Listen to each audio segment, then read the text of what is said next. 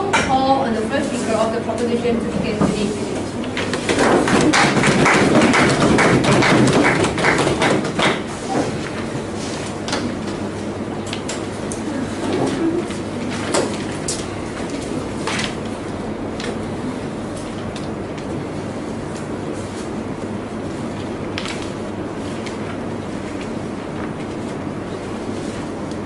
Members of the panel, I want you to imagine a situation that you will likely face, and that many people in this room will likely face. You are in your old age, and you will die. You will likely die in agony on life support, with your mind almost being destroyed by anesthetics. In this situation, we think that it's entirely reasonable that you should be allowed to choose how to end your life, the terms in which you do so. Because we stand for your dignity, and the lives of everyone who wants to end their life, we're very proud to propose. In this speech, I'm going to be setting up the framing of the round, and then presenting our first two substantive arguments. First, that the right to die is a personal choice that shouldn't be interfered with, and second, that individuals have a right to a dignified death. But first, some framing. When we consider what's a right, we think that it's a right if it meets two standards. First, if it doesn't interfere with the rights of others. For instance, you don't have a right to murder. And second, if it's made rational. Now, in terms of a right to die, we think that all individuals should support a right for anyone to end their life how they choose. And we think the state should support it through means like providing counseling to those who wish to end their lives, and if it's determined that they are a rational actor and still want to die, will allow these individuals to die in whatever way they choose. The burden of proposition in today's round is to show that the right to die is consistent with an individual's right to free choice and control over their own lives. With that, I want to present our first substantive argument about how this is a personal choice that shouldn't be interfered with. First, we think that this is absolutely something that you should be allowed to choose. Now, we think that rights are converse. Right now, the government certainly supports your right to life through things like police services. But we think that the converse of the right to life is also the right to death. And we think that this is clearly established over all other rights. Sir. For instance, no thanks, you have a right to free speech, but you also have a right to choose when you exercise it and when not to exercise it. And if anything, the right to life is the most personal right you could exercise. If you don't have the right to life, you can't possibly control any other element of your agency. We think that your life is the most personal thing possible. It is far more personal than your speech. It is far more personal than any other action you could possibly exercise. And because of this, we think that individuals should have an absolute right over what they do with their lives, how they choose to conduct it, and how they choose to end it. But we also think that you have a right to how you maintain your dignity and your identity. First of all, we think that if a condition would change who you are fundamentally, we think that you have a right to die who you want to be. For instance, if a condition would put you through so much pain, so much mental anguish, that it would fundamentally change the nature of your character and your identity, we think that you have a right to end your life before you get to that point. This is also very clear in the instance of diseases, for instance, like Alzheimer's, which will literally destroy your mental capacity to be who you are. We don't think that anyone should be forced to live out the life, not being able to remember who their loved ones are. We think that that's absolutely horrible. And individuals who are in this position should be allowed to choose how they die. We think that your life is something absolute. No other person should have claim over it. It is absolutely yours to do it as you wish. We recognize that in some instances, individuals might be persuaded not to take their lives, but if they choose to do so, we think the government should not interfere with it at all. Now, I want to present our second argument about how individuals have a right to a dignified death. Now, we think that in many instances, you will go through massive suffering if you're allowed to die naturally. So for instance, most old people die from organ failure and sepsis. Literally, waste matter filling up your veins, putting you through immense agony. This is a situation that nobody in this room wants to confront. And if you were in that amount of pain, we think that you would make the rational choice to end your life. Now, we also think that you should find comfort in the type of death you want, right? Because we think that nobody should want or should be forced to end their life one moment on feeding tubes in agony. We think that you should be allowed to take your life with the means that you choose for yourself. Yes. After investing so many resources in order to enhance the potential of people, to bring social utility to the society, why should the state recognize this as a right for individual in contradiction with everything else that he has done so far? So your argument is that because these people have grown up, because the state has invested resources in them, that they should keep them in artificial suffering for years at a time, even when these people themselves recognize that they no longer can provide utility to society. It's absolutely insane to suggest that these people should not have the right to make their own decisions. We think that if you stand for this, you could literally subvert every single individual right if it was in the interest of the state. That's entirely unjustified. Now, we think that on side opposition, the state is forcing these people to go through incredible pain, right? Because these people are often going through the most intense mental anguish of their lives, most intense physical anguish. And on their side of the house, they would say, we should keep these people alive. We should force them, prevent them literally, from taking their own lives. We should subvert their own individual will in recognition of a greater goal. We think that's absurd, because your right to life is intensely personal, and so is your right to die. Yes, sir. Sir, your burden today is to support right to die, not assisted suicide. What you have done so far is supporting just assisted suicide. Well, we think that individuals should also be able to commit suicide as long as they're rational actors, right? So for instance, if someone is standing on a bridge, we think that that individuals around them should try and convince them not to jump off, because they don't know if they're a rational actor or if they've been coerced to do that. But we think that in instances where you can prove that these individuals are rational actors and they have not been coerced, we think that they should absolutely be allowed to end their lives. Now second, under this, we also think that individuals have a right to not put their families through suffering. So for instance, any elderly person doesn't want to see the tears of their grandchildren every single day for 2 years, putting them through intense agony. We think that it's an entirely personal choice on the part of these individuals not to put their family through suffering. Now, recognize this, and now opposition might try and say, well, you're making a utilitarian calculus, no thank you, about the suffering of their families. No, we recognize that if individuals make this calculus, we think that we should support their right to do so. So, we think that there are many reasons why individuals would want a right to a dignified death, and we think that we can facilitate this. We can have a frank discussion with them about how they choose to die. We can allow them the ability to choose how they die instead of forcing them to commit in private conditions that are absolutely inhumane. Now, I want to be extremely clear. Your right to die is just as important as any other right. Your right to free speech is generally recognized as absolute unless it interferes with the rights of others. And in the case of the right to die, it couldn't possibly be the case that it interferes with the rights of others because your life is not tied to anyone else. It is entirely within your domain. It is entirely up to your choice. On side proposition, we protect the ability of the individual to make rational decisions about how they choose to live their life and how they choose to end it. We support the dignity of individuals who are going through trauma, who are going through intense anguish, and we don't think that the state should keep them on life support until they end their lives in agony. Because we support the right to die as an absolute right, we are very proud to propose. Just for 7 minutes and 50 seconds.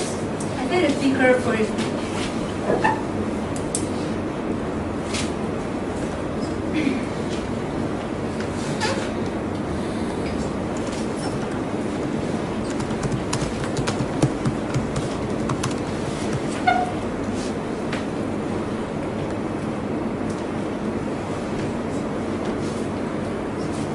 May I now call on the first speaker of the opposition to give his speech.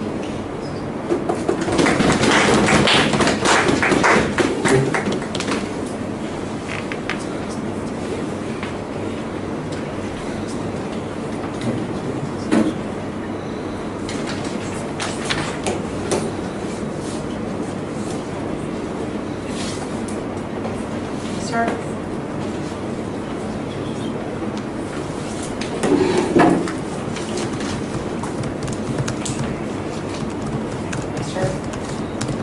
Mr. Speaker, no, before anything, let's clarify something. This motion today was not only about assisted suicide. This motion today talked about not only about the context in which you have sick people which are on the bed of dying and should have the right to die. It also talked about individuals who are not necessarily in a bad medical situation, who are not necessarily having any pragmatic issues which might entitle, by the reasoning of the government, that decision to die and should be allowed to die. Now, what the government believes here today is that a person in the moment in which he or she lost everything in his life, everything he could have cared for, and that moment, that person is capable to look at the future perspective and capable to take a rational decision. Because we believe that no, Mr. Speaker, individuals who are going through suffering, who have gone through a lot of things, cannot look toward the future perspective. Thus, they cannot take a rational choice. This doesn't mean that they are crazy. This doesn't mean that they are insane. It just means that people are not rational beings, and they cannot take decisions in moments of crisis. Now, what does the government have to prove to us today? Now, first of all, why are people entitled to it? Second of all, why is it the duty of governments to offer the context for people to commit suicide? A thing which they did not tackle at all. They did not prove the duty of governments towards this right being given. No, thank you. Third of all, they should bring us clear benefits at the level of individual when this is happening. But Mr. Speaker, a few points of rebuttal about personal choices they have told us. But they have told us that, it's like free speech. I can choose right now not to talk, and then I can choose to talk, and I can choose when I want to have a free speech. That's the point. You can choose when you want to leave, but if you chose at one point not to leave, then you cannot say, well, now I want to leave. That's the problem. What they are expecting is that for people who have chosen not to leave, they can afterwards, if they think, well, this was not what I would have wanted, I want to leave again, they're going to be able to do that. No, they cannot take the decision again, they cannot take it back. Secondly, they have told us that your dignity is going to be affected, and all of these things. But of course, this analysis does not stand up when we're looking at the context in which these people are. Like right now, on your analysis, on your cost-benefit analysis, you might think that your dignity, which is affected, is worth dying. But the problem is, these individuals are put in a context in which you're not rational. Of course, that in the moment in which you're told that you have two more months to leave, you're not going to be that likely to choose to leave. Of course, that in the moment in which your child, which you love a lot, has died, you're not so willing to leave anymore. But the question is, if you were not in this context, and if you were to look at the person which was in the really same context as you, would you be able as an individual to say that? And we believe that for some people that answer could be yes, for some people that answer could be no. The problem is that in the moment in which you're put in such a context, most of the times the answer which you're going to give is yes, because you cannot see a future perspective, because in that moment your choices are not free choices. But now my own constructed magic. And what am I going to prove to you today? Now, first of all, what I will be doing is that I will be proving to you why this doesn't fulfill the criteria to be a right. And then my colleague is going to talk to you about the implication which this right has on the broader society, and about why it is not a right. Now, what am I going to do in the, before that? Yes, you seem to disagree. Why should the government ever be allowed to deny people the right to choose and control the most fundamental part of their existence? I'm getting there in my construction. Now, what we're saying is that in the moment in which we are looking at this right, we have to look first if we can control it. Second, if we give if this right in particular maximizes the life of individuals. Third of all, if it stops debate, and fourth of all, if it contradicts other rights. And when we're talking about threat, as I have told you, when people are put in this very precarious context, where they have gone through a lot of things, their choices are not irrational. There's the probability to take a choice which does not represent what they would have usually wanted to take is quite high. Now, first of all, I have shown you why there is a high probability for people to take a choice which does not represent them in general. Now, let's look at what are the implications if they take this choice which does not represent them. They die and they cannot live again. It's not like free speech. Now, the problem is that in the moment in which individuals have this high probability to take right which does not represent them, and the moment in which they take this right, there is no coming back. There could be coming back when you said something which you didn't mean. You could apologize for that. You could say you didn't mean that. But when you die, you cannot take it back. Now think about, first of all, the burden which is put on people. Now second of all, think about the responsibility of the state, about how the state somehow, in the context in which he's perfectly aware of the fact that there is a threat in this matter, high probability for people to take the decision which does not represent them, and huge harms which would come if they take this decision. But how the state, knowing that there is this threat which it cannot prevent and control, having to assure it? We believe that fundamentally that is the problem. The state should not support this right. The state should not support the right of people to die when they know that the decision which they are going to take is not what they would have probably taken. Yes? So how could the state possibly prevent this? That is the problem. The state could not possibly prevent this, and the state should not allow this right to exist. Now, when we're talking about, is this battering the lives of individuals? What do we have to say in this matter? In general, we believe that the only duty which the state has is to batter lives of individuals and of the broader society.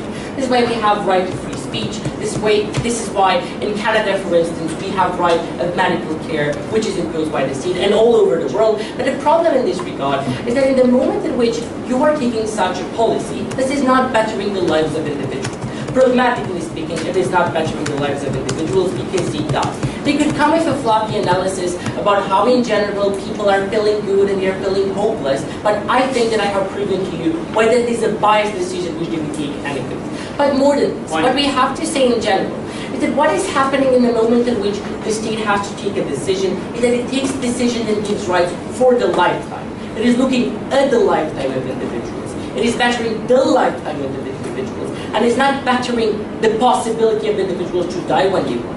What the state is also doing is that when people are in great threat of dying, it is bettering their context to die. It is making it a more pleasurable context. People who have cancer can go to clinics for people with terminal diseases, and they can get certain medicine which ease their pain and all of these things. But the state does not have to kill these people if they want to. Now, more than this, what we believe in this matter, which is that we stop debate. When we call something a right, it means that we cannot discuss it. We cannot discuss nowadays that right of free speech probably should not exist for all individuals. Probably right of free speech is not at all. When you call it a right, it becomes obsolete.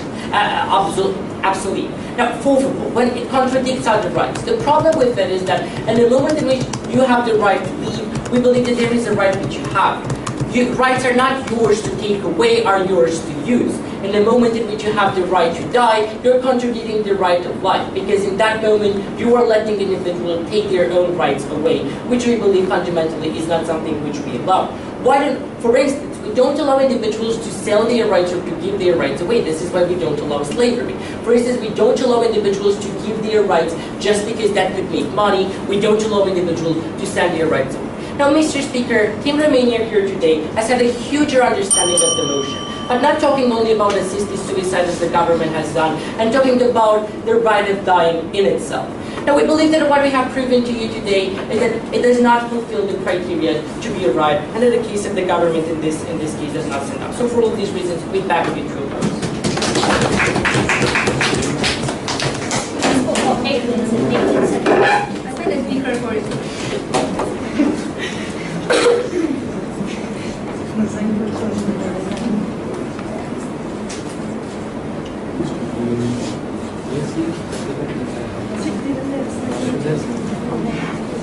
May I now call on the second speaker of the proposition to give his speech.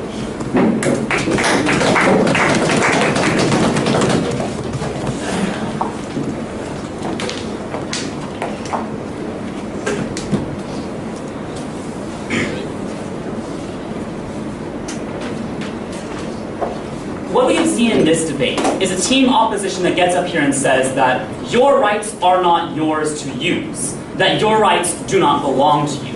And that is the fundamental clash within this round. Because what we believe is that the entire purpose of a right is to guarantee something to a person. That the point of a right is to provide for the person, to provide for their life, and to provide for their happiness. And that any time you destroy someone's dignity, destroy their identity, and destroy their happiness in the name of rights, then you are clearly in the territory of wrongs. And as such, we are proud to propose. In this speech, I'll begin by clearing up some of the framing, then look at what team opposition told you, go over our first 2 points, and then present our third substantive argument, which is that this promotes better discussion and understanding of death and suicide. But let us begin on the framing. So they get up here and say that we can't just talk about assisted suicide. And what I'd say is our arguments apply to any and all time which someone decides to take their life. We argue that it's principally justified because your life is your own to control. And we also argue that things like intense suffering aren't just limited to, say, terminal illness. We think that if you're undergoing intense psychological suffering, it's an incurable condition, then our arguments absolutely apply to that as well. We think it's unfair of them to pretend that we're only talking about physician-assisted suicide. So now let's move on to what we heard from opposition.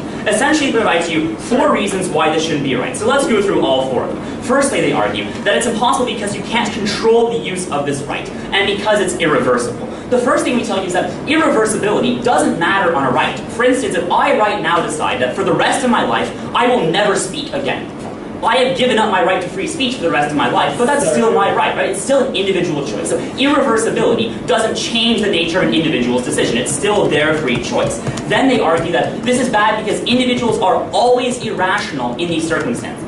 The first thing we tell you is that if people are suffering from an actual medical condition, like schizophrenia or some other psychological condition that prevents them from making this decision, then of course we would offer them counseling rather than offering them assisted suicide. That's not part of our model to kill crazy people. What we're saying is that when individuals make this decision rationally, then it should happen.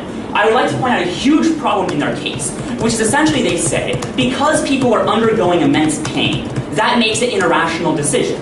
And we have to ask what they would want if they weren't under this immense pain. But that makes no sense, because the only reason they make this decision is because they're under intense pain. You're denying the entire point why we're having this debate. You can't get up here and say the fact that they're suffering means they can't make this decision. That's why they make this decision. Furthermore, they argue it's the duty of the state to maximize an individual's life. What we challenge you is, who is the state to decide for the individual what counts as a good life? If an individual, the only one who knows what it's like to be them, decides that they wish to end their life, who is the state to contradict them? The state does not understand what it's like to have Alzheimer's. The state does not understand what it is like to be in so much pain and so much agony that you would rather have it all stop. The state does not understand, and as such, the state has no right to take that decision away from the only person who does understand you, and that is you. But I hear dissent. Please explain us once in this debate why your analysis stands in another scenario if you only talk about the pain that those individuals are exposed to. If we take away pain, you still allow suicide to be a right, a fundamental right to life. Okay, so the essential premise of our case is anytime someone wants to commit suicide, they're probably in pain. What we're arguing is that perfectly healthy people living perfect lives don't commit suicide because they're so happy. We think anytime someone wants to end their life, it's because something about that life is hurtful or painful to them. We think that's a perfectly reasonable assumption to have this debate on. Then they move on and say, well, calling it a right ends debate. They never explain how, they never explain why this matters, and we say furthermore, we debate rights all the time, that's what we're doing right now. Finally, they say that this contradicts other people's rights. But we tell you that fundamentally it cannot, because your right to life fundamentally belongs to you. They say that we don't have slavery because that's giving up your right to freedom. The reason we don't have slavery is because one person taking away the rights of another person, taking away freedom. But if you want to, say, work for free, that's not slavery. If you want to give up your right to life, your control over your own life, then you are exercising your right to life, not giving it up. Now moving to our own points. I've already addressed all the actual responses they've made, so let's look at what we tell them. What we tell you is that an individual has the right to choose how they spend their life. What we tell you is that when a firefighter sacrifices their life to save a stranger, to save them from suffering, we call them a hero. If someone wants to give up their life to end the suffering and pain of their family, why should we call them anything else? We believe that individuals have the right to die on their own terms, to determine their identity, and to spend their life in the way that they choose. And we think we recognize this right all the time for other people in society, but somehow don't recognize it for every individual on a principled level. Then our second argument we tell you is that when these individuals are undergoing intense suffering, that it's completely contradictory to claim that you are maximizing the welfare of the citizen, while forcing people to engage in this horrendous suffering in order to prove just how much you care about their welfare. We think that's completely contradictory. If you truly care about the citizen, let them control their life. Let them dictate the terms in which they live, and let them decide when it's too much and when they want to end the suffering. Don't let the state decide, because the state cannot possibly know. Now for our third substantive argument, which is that this helps promote better discourse and understanding of death. What we say is that right now, the way that we approach death and the way that we approach citizens who wish to end their own life is fundamentally flawed, because we are unwilling to accept that suicide is ever an option. These people who wish to end their life can never have a real conversation, because the conversation is over before it starts. The other person will always say, don't do it, keep living, there's so much more, but they never truly listen. In any conversation about suicide, The person who isn't contemplating suicide has already made up their mind. They've already decided that the objective of the conversation is to change this person's mind. And what that means is they're never listening. We think that when suicide is a real possibility, when individuals have the right to end their life, then people will finally take them seriously. People will finally listen to the reasons why they feel this way, and that in many circumstances, this may actually prevent suicides, because people are able to have a frank conversation, people are able to have an honest interchange, and they don't feel abandoned, marginalized, and ignored, which is what many people who contemplate taking their life nowadays feel every day. We think that the best solution to anguish is someone understanding it, not someone denying that it's important, which is fundamentally what happens when people aren't willing to recognize the possibility of suicide in the second place. Second of all, we think that this has a very practical influence on the way we think about death. We think right now we have a major problem with suicide, which is that it's mystified and romanticized. And that for many, especially young people who commit suicide, this is one of the driving psychological factors. Because we're so afraid to talk about suicide, because we're so afraid to recognize that it's a real thing, it becomes very mysticized and romanticized in the minds of people who are contemplating it. They don't think about suicide as real. They don't think about the practical consequences of it. They simply think of this romantic image of jumping off a bridge or of ending their life. We think that when we allow suicide as a real, practical option, as something that people have the right to choose to do, you lead to a much more honest and better conversation, where you ask people the reasons why, where you talk through the issues, and if they truly have decided that the only source for their happiness or the happiness of their loved ones is to end their own life, that we listen to them, that we facilitate them, and that we respect them. Not that we just assert, oh, well, we know better. Fundamentally, what we believe is that rights are about the individual. We do not think the opposition has ever met their burden of proving why the government has the justification to take away this right, and we think we have clearly met the proposition burden, that this is an extension of the right to control your life, the right to control your happiness, and the right to choose how you live and how you die. And that is why we propose. For 8 minutes and 11 seconds. I play the speaker recording.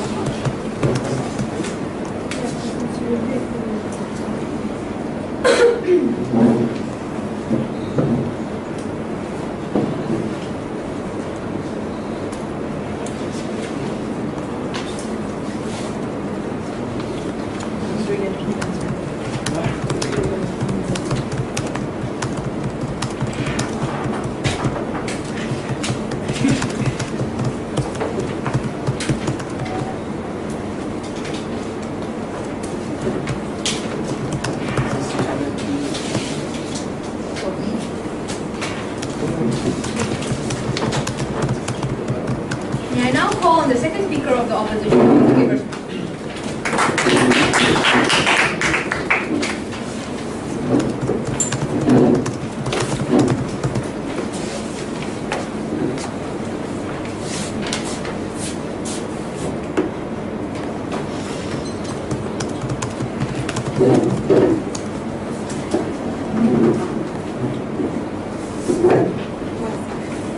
So they don't fly away.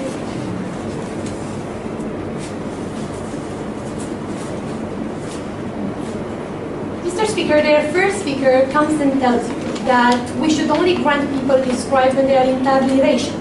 Their second speaker comes in and says that our analysis applies to every single kind of suicide, because even if it's not physically, you might feel mental pain, and this might guide your reasoning in order to take away your own life. Which one of them is right, and what is for today's the stance of the proposition? We believe that those two principles indeed contradict themselves. In order to define pain, we need a lot of accuracy, and we believe that this point, by the end of my speech, will fall on the other side of your house. But before introducing this point, I'm going to tell you what I'm going to do in my speech. First of all, rebuttaling the points of Team USA, then reinforce my first speech. And lastly, I'm going to tell you how the burden of the state is not to create a context, in order to tell people that we try to maximize your possibilities of life, in order now to maximize your potentiality to die. And I'm going to show you why this doesn't stand under the burden of the state. But before that, let's analyze a little bit which was the assumption of Team USA. First of all, their entire case follows, if we manage to prove by the end of this debate, that this right precisely, and guaranteeing this right by the state, does not stand under the right of choice that we've granted to individuals, right? How am I going to do this? First of all, we say that the state should not impose rights which are exposed to vulnerability, right? If we don't have the possibility to control the outcome of a right, if we don't have the possibility to know what these rights imply, if we consider death as something unknown that nobody actually knows something about, we don't consider that it is in the interest of the state to encourage people to research for the unknown without having any possibility of giving them the possibility to return back to to this decision, to change their mind, so on and so forth. But lastly, we believe that in order for a choice to be truly valuable, we have to analyze if that person makes the choice entirely, and we should analyze the factor of a choice in this context precisely. We believe that we're creating a coercing context for individuals, where because they know that they have the right to escape the system so easily, because they know that they were granted the life to end they were granted the right to end their life whenever they take, we're going to create a coercing system for them, right? They won't even fight anymore. Even if in another scenario they would want to fight for their family, they would want to fight for their dignity, in the context in which we're providing them with this right, we're discouraging individuals to value life, and we're putting ourselves contradictory with the principles that we stand for ourselves. But also, we believe that we're creating escaping, becoming more comfortable for these individuals, even if they wouldn't have considered this in the first place. We're creating another option that they wouldn't even take into consideration by looking on this situation, objectively speaking, right? If we're talking about people who are feeling pain, we're also talking about people who are putting emotions beyond ration, right? So if you want to talk about assisted suicide, or if you want to talk about people that go to depression, there are entire criteria on how are we going to define the right granted on somebody to suicide goes dramatically. Why? Because you are not able to quantify the ratio of one individual. Why? Because you don't have the possibility to specify when a pain is much more likely the one that we want to stand for, or when a pain falls under the assumption of being irrational. We don't think that we have this criteria when the right does not give us the possibility to set staff criteria in order for this to say when the right is being aggressed, when we're acting against one's right. We don't believe that we should ever pass it, right? Now, talking about their extension, about better understanding people and enriching a level of communication that it wasn't touched before. First of all, it is an assumption to say that you're going to encourage people to be more likely to agree with your decision to suicide just because you make it a right. Right? We have freedom of speech, and we still have a lot of individuals who just cannot handle that people express their religion views in public. It's not like when you make something a right, you're either forcing people to listen to your justification better than they will listen before. And secondly, we say that you can still have those discussion when it comes to the status quo, and we don't see a precise mechanism when this is going to change when we're making your right. We're not you're not making uniform decisions, opinions, and the ability of people to empathy in the moment when we're taking this policy closer. If you think coercion is so wrong, then why are you advocating for the state to force people to keep living when they have decided that they no longer wish to? Yeah, I'm going to move into precisely my extension. Thank you for your feedback. Now, let's see a little bit how do people react and why the state it's not in the burden of the state and in the duty of the state to encourage such a policy. Right. We grant rights in order for the functionality of our society to increase, not to decrease. In the moment when you are part as an individual from the society, you give up to some of your rights in order to maximize the utility of society. For your entire life, you've been granted benefits by the society. You've been granted welfare, you've been granted the possibility of enriching perspectives. The state invested a lot of money, energy, and resources in your development. And in the moment when you're born, realistically speaking, you not only have the ability to enrich yourself by using these rights, you also have the obligation to give something back to society and actively contribute, right? But also, we say that it was established in the burden of the state when it was first created to enrich the possibility of human beings to reach a social utility and the functionality of the state that we today encourage, right? We say that the state should not favorize the creation of these environments. Let's imagine a world in which that will become a right? We will have a lot of clinics and environments in which this will be possible to make. We will have a lot of doctors that will have to feel like aggressors in the moment in which they want to opt out of the system that they don't feel like they fulfill it. And their entire analysis on how you're going to better dialogue, how you're going to better connections between people will fall apart. Why? Because the people that will feel like they are strongly against the right that the state already imposed will be vulnerable. because they won't have the possibility to opt out without being considered aggressors of fundamental rights that we have established for ourselves. This is how you're actually inhibiting the possibility of people to act as full individuals, the possibility of people in order to pass their ideas through, and the possibility of people to keep themselves untouched by the policies that governments write. We believe that it's not in the burden of the state to create an environment that kills potential and future perspective, but moreover, it's not in the duty of the state to put somebody in a position of vulnerability and actually takes advantage of the vulnerability of that individual by creating a coercing context in which death becomes such a viable option. We believe that the state takes away your possibility to choose, but moreover, minimizing your ability to choose. Your choice becomes less important in the eyes of the state because you're coerced by the context to take a decision that in that specific moment you consider as being more comfortable. This is why we're even diminishing the right of individual to choose if it falls under the paradigm of choosing, a context in which you cannot define ration, but moreover, a context in which you're much rather coerced to take a decision rather than a context in which the decision can be a result of a cost and benefit analysis. But moreover, we have upholding the principle of my right ends when your right begins, right? We believe that you're affecting a lot of people in the moment when you take this decision and you cannot ask for their consent, right? When the right is becoming so universal, the value of consent loses a lot of trust while analyzing how rights actually look like after you pass their constitution. And if it intervenes in the right of others, if it affects them emotionally, if it affects their well-being as individuals, if it makes them less of a performative individual in society, when somebody of my own family decides to take his life away, we believe that we're affecting society, even if on a larger scale, by affecting the utility of individuals, by affecting their functionality when it comes to society, and by affecting, therefore, their emotional feelings when it comes to how they interact with the others. Because we're not encouraging dialogue, but we're killing it, and because we believe that we want to encourage people to value their future perspective better than their choice. Speakers for 8 minutes and 33 seconds. Take the speaker for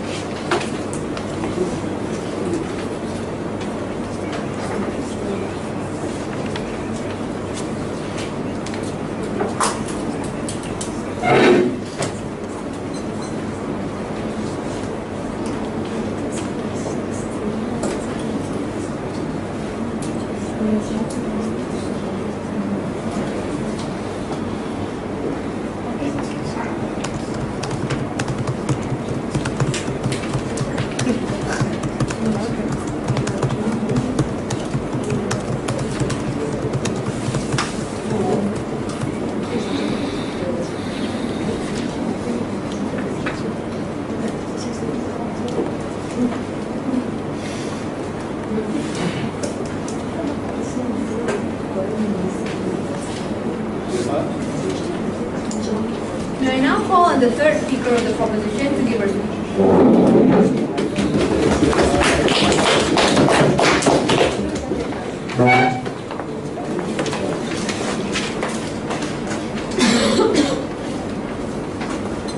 What have we seen in this debate?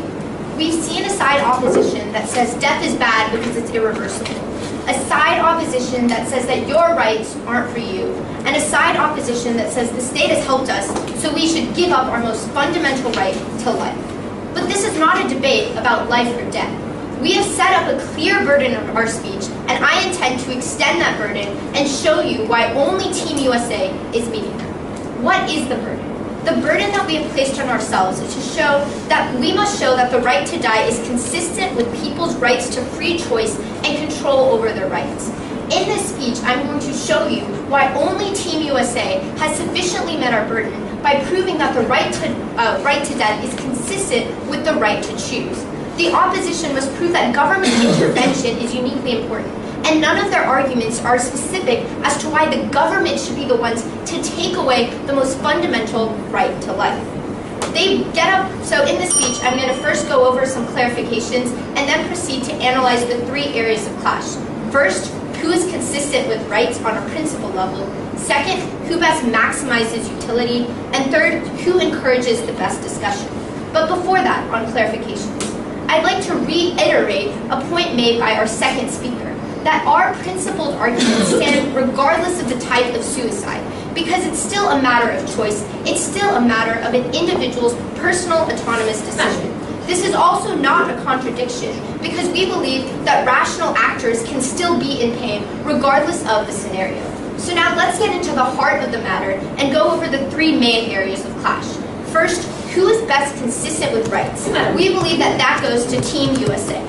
Remember our analysis in our first substantive argument about why the same way we glorify and respect firefighters and soldiers is because we respect those individuals' decisions. We still respect their rights to choice, and we should still respect the choices made by individuals who are contemplating life or death. Let's deepen the analysis about converse rights right now. We tell you that rights have converses.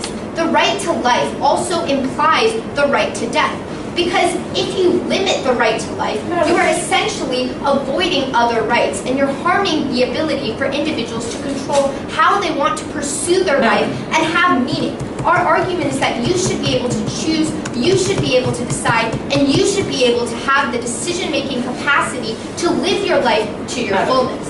Remember the next layer of analysis that was essentially dropped by Romania regarding dignity. What we tell you, that is not just life and just making sure people have life. It's about what makes life meaningful. What we tell you is that when people have a right to die, they can choose how they want to die. They can choose the instances of their death. They can choose who's around them. They can choose how they want to be remembered as. If they want to be remembered in a positive light, if they don't want to be remembered having Alzheimer's disease and essentially losing part of their identity. This is a very important argument on our side of the house because it links to our burden analysis about why this means the right to choose is so important. If people choose their dignity and choose their identity, they should be able to choose their life. Now let's go over some responses. They tell you that this choice is coercive, but we tell you that it's a rational choice in our framing analysis. We tell you that you can still fight this analysis because we're not discouraging it. We're instead opening up dialogue. And furthermore, what we tell you is that it's a contradiction on their side of the house to say that it's coercive because at the same time they're saying the government should be the actor to limit these sorts of rights. So that is a contradiction on their side of the house. Next, they tell you. What they tell you is that people are irrational. But we tell you that people can have counseling. We tell you that people can still talk about it. In fact, we tell you that we encourage discussions on our side of the house. We tell you the only reason they're making the decision is because they are in pain. Their next argument is that it's irreversible, but what we tell you is that people know that suicide is irreversible, so they will take this into consideration when they're making their decision. Yes? We are not saying that people should not die. What we're saying is that the state should not give the choice of individuals to die. Of course that people can die if they are to die. Sure. Our argument is that we should still recognize that this is an important right. All of our benefits are about why choice is uniquely important. In fact, we actually say that you haven't proven that the state should limit this right because of our converse rights analysis about why the right to life implies the right to death as well. So now let's go into the second area of clash regarding who maximizes utility. Again, we tell you that is Team USA. Let's consider why people make the decisions of the right to life or the right to death. We tell you that people could be suffering. We tell you that when people are old, they might have sepsis, waste matter in their body. They might have organ failure. They may have individual suffering as a reason that leads them to determine this right. Furthermore, we tell you that there are familial reasons as well. Individuals have the right not to put their family through suffering, not to allow their family to look at them while they are dying. This is an individual right that helps them the most.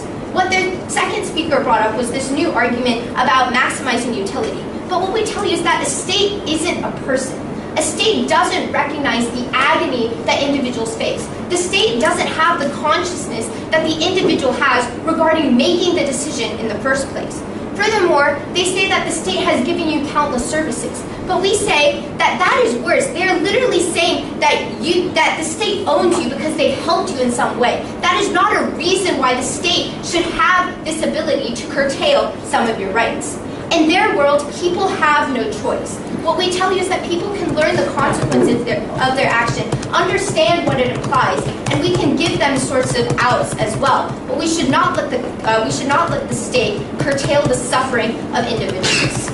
So now, let's go on to the third and final area of clash regarding who encourages the best discussion. Once again, that is Team USA.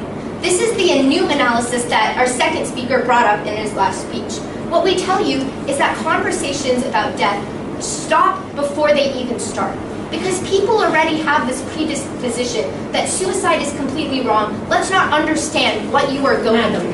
What we tell you is that in a world where the state doesn't support the right to death, it discourages people from having discussions. What we tell you is that when we recognize the right to die, we recognize the reasons that people have going into death. We can have honest conversations about what it is. Furthermore, what we tell you is that it changes the nature of how we think about death in the first place. We say that people are afraid to talk about it right now because they have a vague concept about what death is and what the implications behind it are. But what we say is that when the state actually supports this right to death, we help people come out about it. They can discuss it with their individuals, and we have a culture of acceptance regarding that this is a valid possibility. Now let's discuss it. No response to that. But the only other thing that they may have mentioned tangentially was that freedom of speech could still exist. But what we tell you is that the discussion is already closed. What we tell you is that the only way to open up a culture of acceptance is in a world in which we recognize that this is a legitimate choice. This also links to our burden analysis because we tell you that in a world where we can make better decisions, we have a system that supports us, which enables us to make more choice. So at the end of this debate, we stand for the right to choose. We stand for the right to control your own body and make the autonomous decisions. They have to get up in their next speech and prove to you why the government should curtail that right. We say they absolutely should.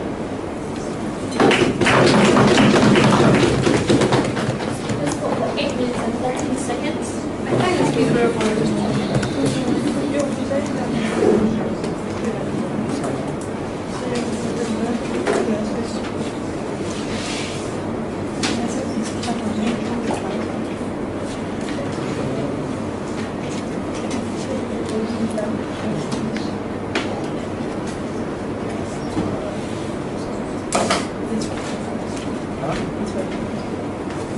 I now call on the third speaker of the opposition to give her speech.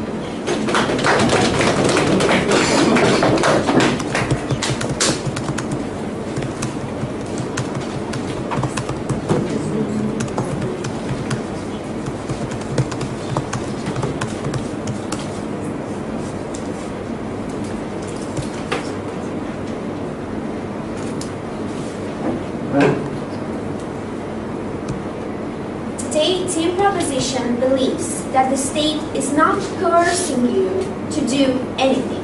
No, the state is only trying to give you a context in which you maximize your possibilities, you maximize your potential, and we believe today that if you would support this kind of right, the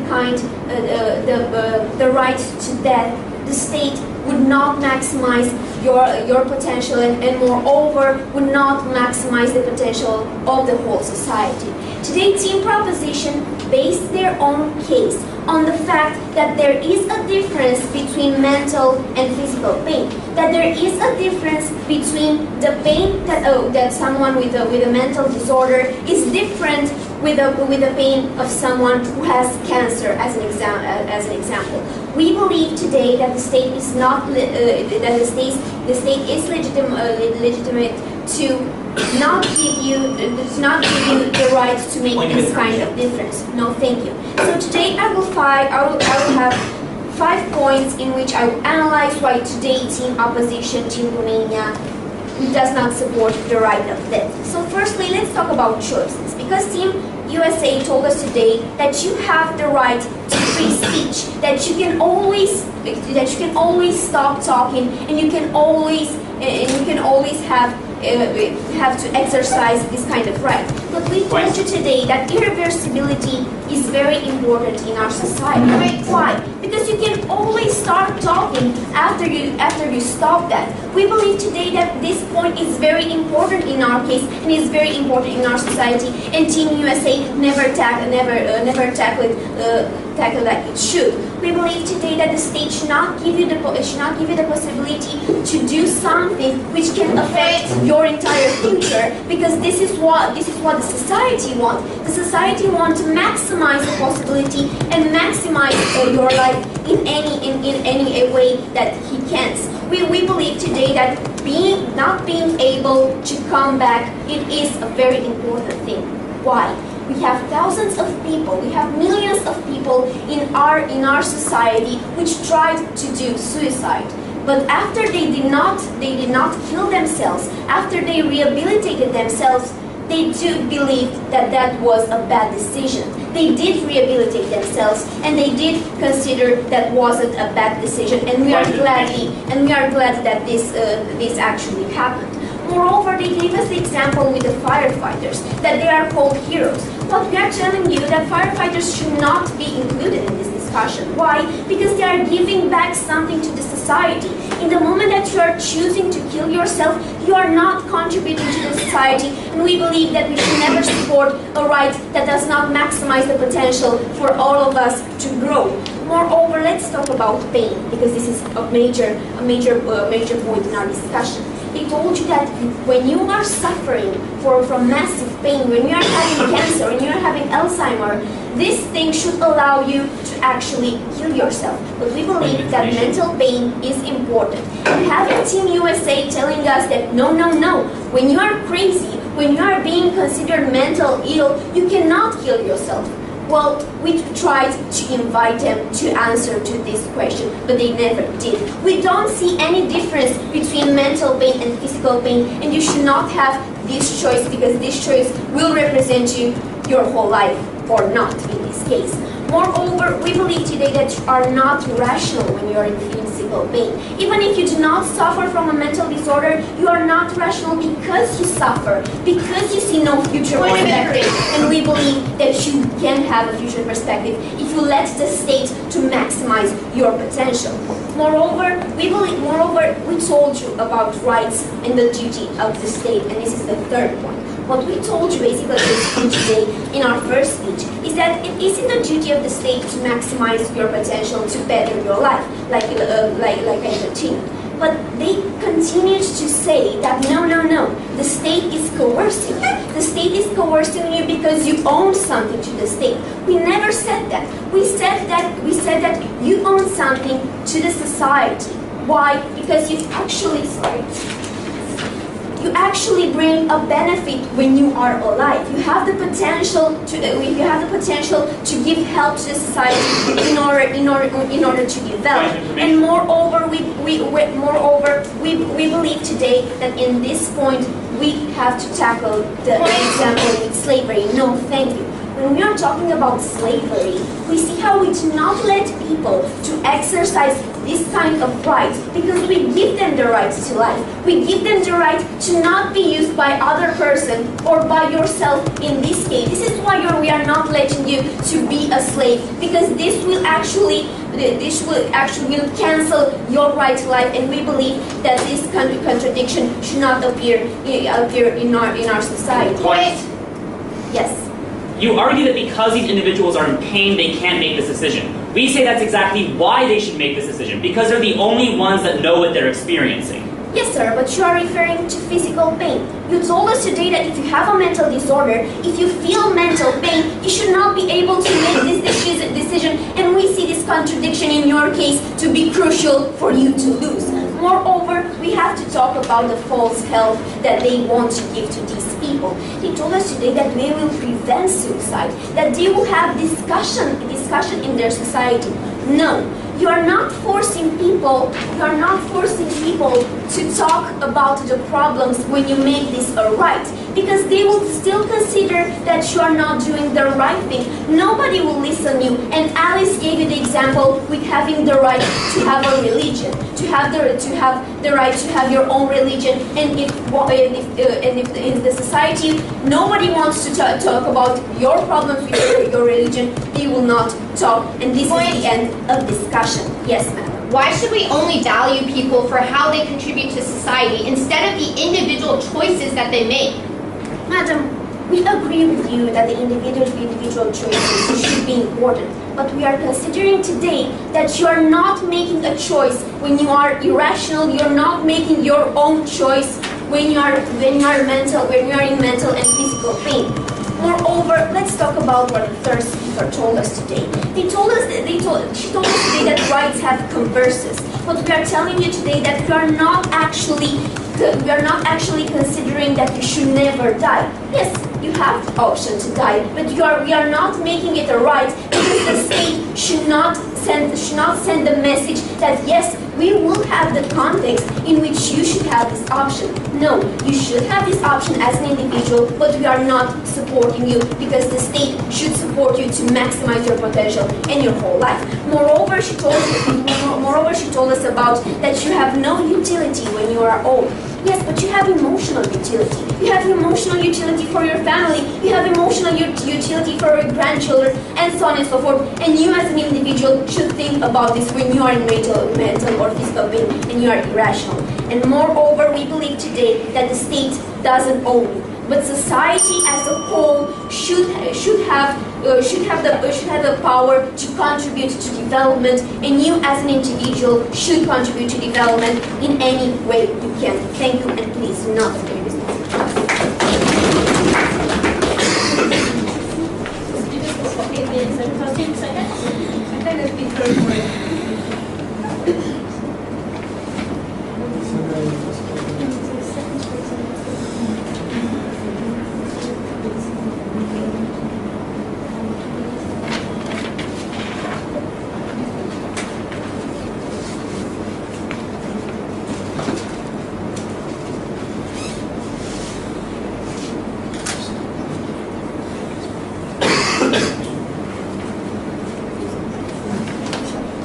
I now call upon the recognized speaker of the opposition to give her speech to conclude her team's case to the debate.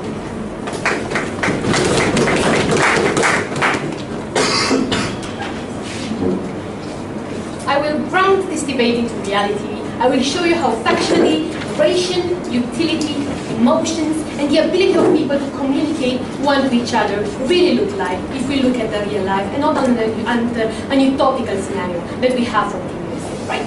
First of all, the burden of team opposition was indeed to show you why it is not in the duty of the state, in the burden of the state, in the possibility of the state to include the right of death after militating since his existence for maximizing the perspective of the individuals, for not taking advantage of their vulnerability and creating a context in which they are coerced to take a decision they would otherwise not take, right? But even more than this, we say that it is at the end of the day in the interest of the state to give rights that enhance the possibility of the functionality to exist, but also it is in the duty of the state to take policies and rights such as maximizing the ability of individuals to analyze their future perspective, the ability of individuals to maximize their freedom of choice within taking into consideration external factors that we consider extremely powerful when it comes to this debate, right? I'm going to address three main issues, but first of all, let me begin with conversation and dialogue, and why don't we think that the main point from Team USA doesn't stand when you look at the reality. Quoting from Team USA, the state is just a state, it does not understand human beings.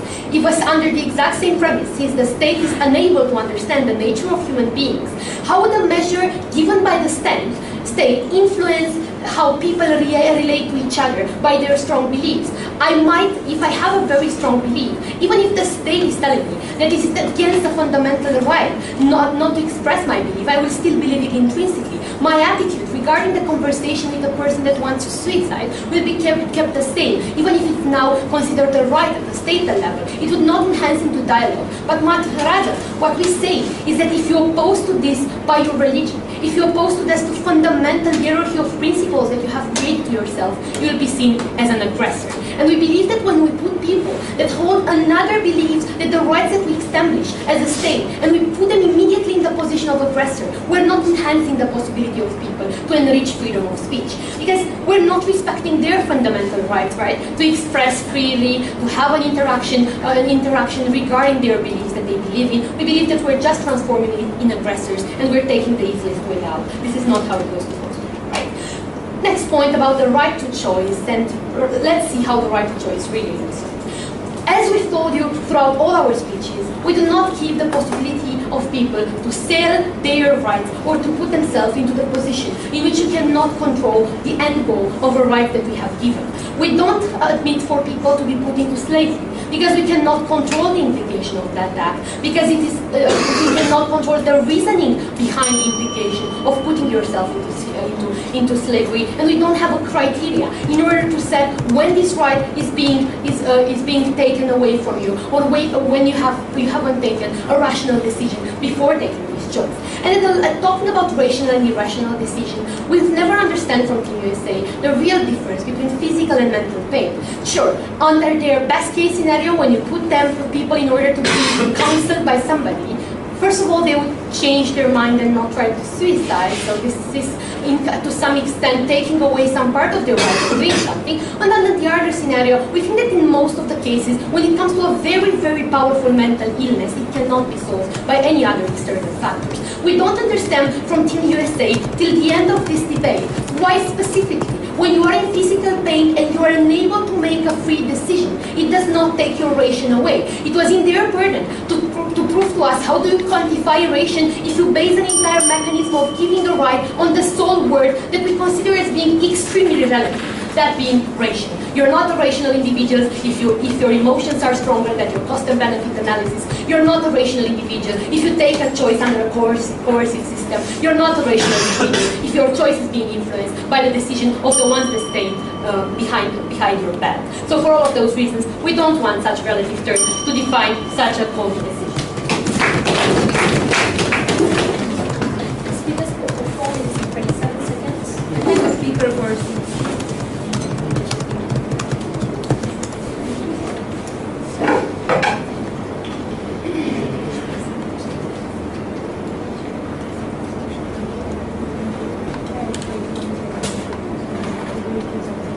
I now call upon the revised speaker of the proposition to give his speech to conclude his team's case and debate.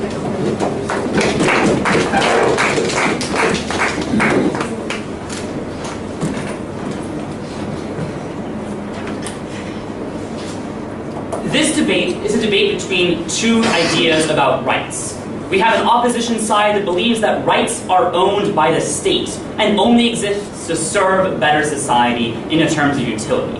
And we have a team proposition that believes that rights belong to people, and that the reason you have a right is because you as an individual are valuable, and that necessitates protections by the state. In this speech, I'll be looking at why that principled clash must mean this round goes to the proposition. I'll begin with a couple of clarification issues, then look at who best makes this decision for the individual, and then what the rights of the individual are. But let's begin with some clarification. So the first thing I spend a lot of time on is this distinction between mental pain and physical pain. Our problem isn't with people who are in mental pain. Our problem is with people who are suffering from conditions like schizophrenia, who are not in control of their actions. We think it's pretty easy to tell the difference between someone who's suffering mental anguish because of their position in life and someone who is clinically incapable of making decisions. We exclude one, we include one, we don't see what the tension is that they're so concerned about. Then they keep arguing that we are coercing people into making this decision and coercing doctors into providing it. These arguments about doctors are made only in their third speech, and what we tell you is that if a doctor doesn't want to provide assisted suicide, then they don't have to. That was never in our model anywhere. We don't understand why they're arguing against it.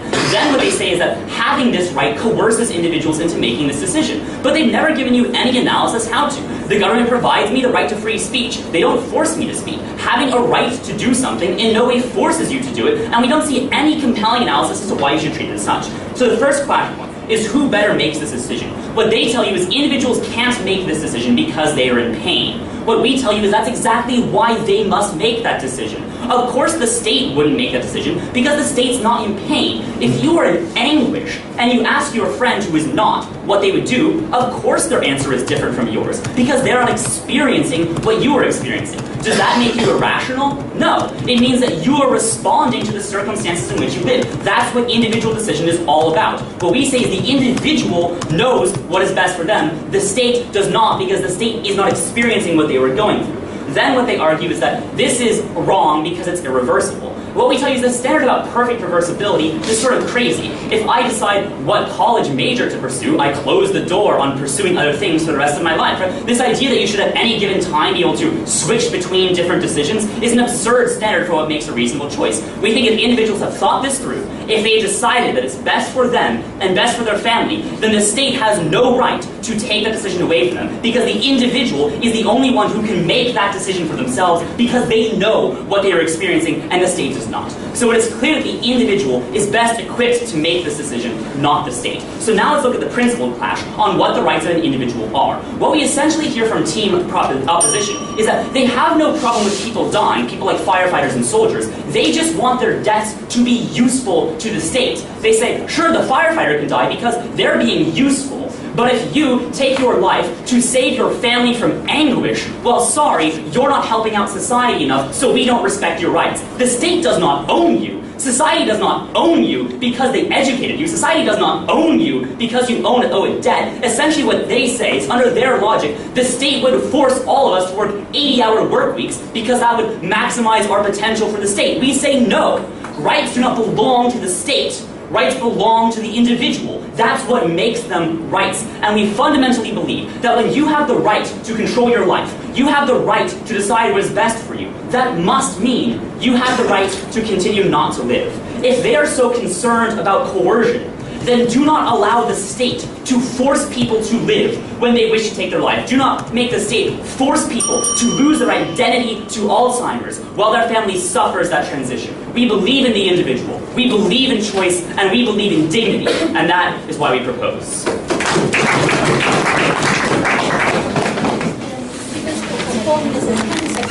I thank the speaker for his speech. The debate is now over. The adjudicators will deliver